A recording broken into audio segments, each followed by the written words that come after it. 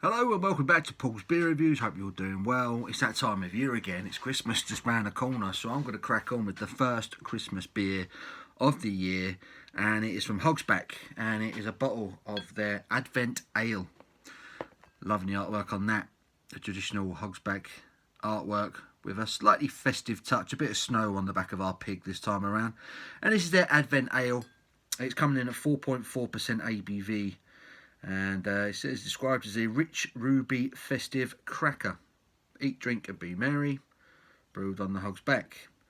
What's it say? It says, a deep chestnut coloured ale perfect for enjoying by the fire on the crisp wintry evenings of Advent leading up to Christmas. Our Advent ale is brewed with the finest English malted barley and local hops and has a refreshing fruity nose, a sweet licorice flavour and a rich dark chocolate aftertaste. 500ml bottle. This cost me £1.50 around that in Lidl, which is good value. So I'm hoping the beer is good for that value. There is the Hog's Back bottle cap. That will focus. Yeah. So yeah, so 500ml bottle, 4.4% ABV, ruby ale.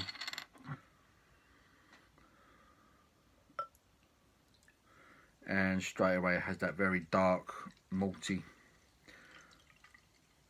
English ale look about it. Right in there.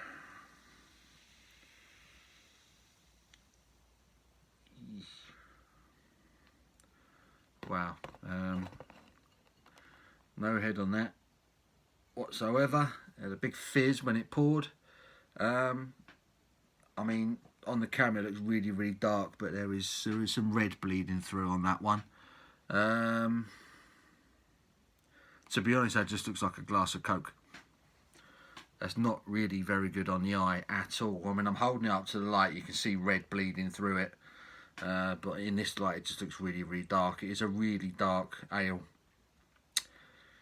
Yeah, let's get an aroma, hopefully. Oh dear.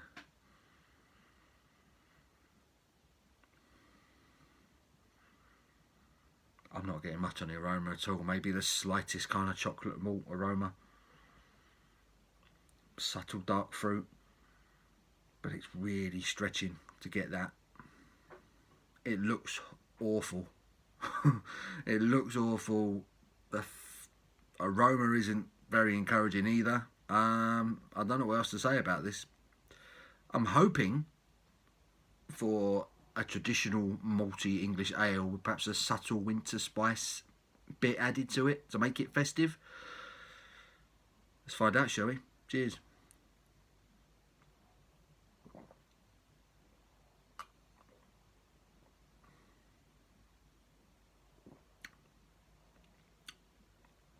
Okay. It's not a complete waste of time. There is a bit of flavour going on there. Certainly chocolate malts. Certainly a bit of dark fruit character going on there.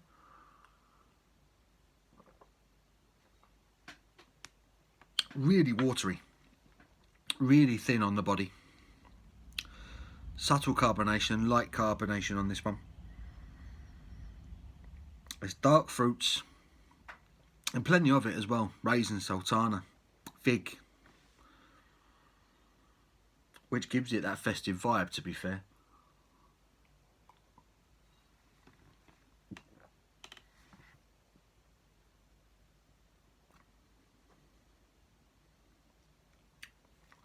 But it's all very gentle. Subtle kind of toffee apple. Dark fruits. Sultanas, raisins, a bit of fig in there, definitely. Then there's a slight bitter rise towards the back of the palate, and with it you're getting a chocolatey malt flavour come up with it.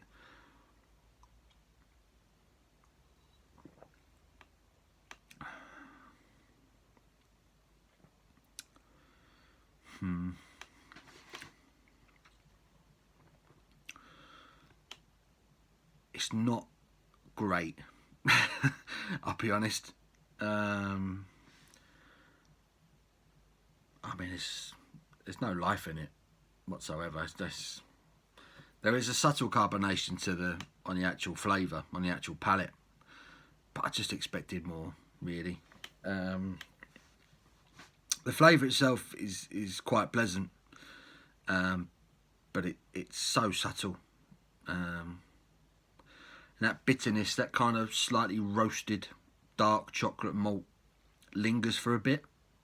I can still taste that now. It's actually quite warming. Excuse me. It's gassy.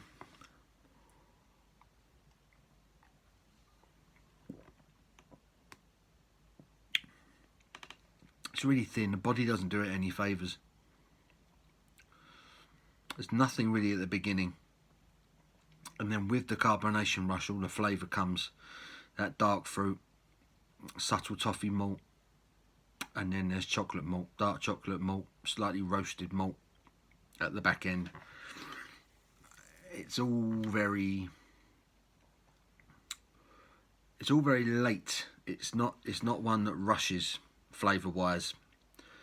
You kind of have to be patient with it, and then when it comes, you're like, all right, yeah, dark fruit, chocolate malts, bit of roasted malt character to it, a little bit of bitterness that lingers, and the flavour you're left with is definitely like a dark chocolate malt flavour.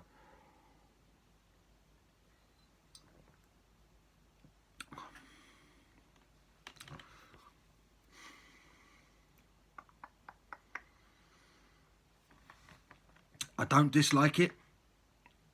I would probably drink it again. I don't think I'd buy it again though. If someone was to buy a load of these, and you know, if we're allowed to go around a friend's house this Christmas and they say, oh, I've got a few of these in, do you want one? I'd be like, yeah, alright. You know. But it is a proper bang average ale. In fact, it's probably a below average ale, if I'm honest.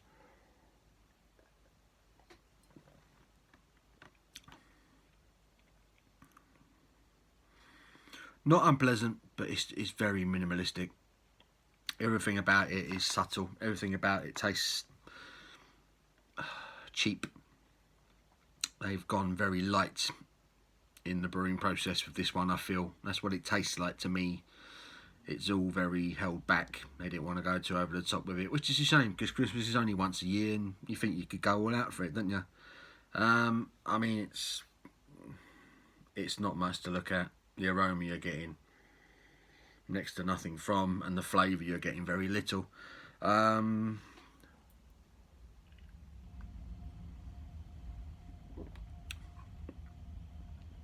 Yeah, in summary, it's a pretty lame excuse for a festive English ale, if I'm honest.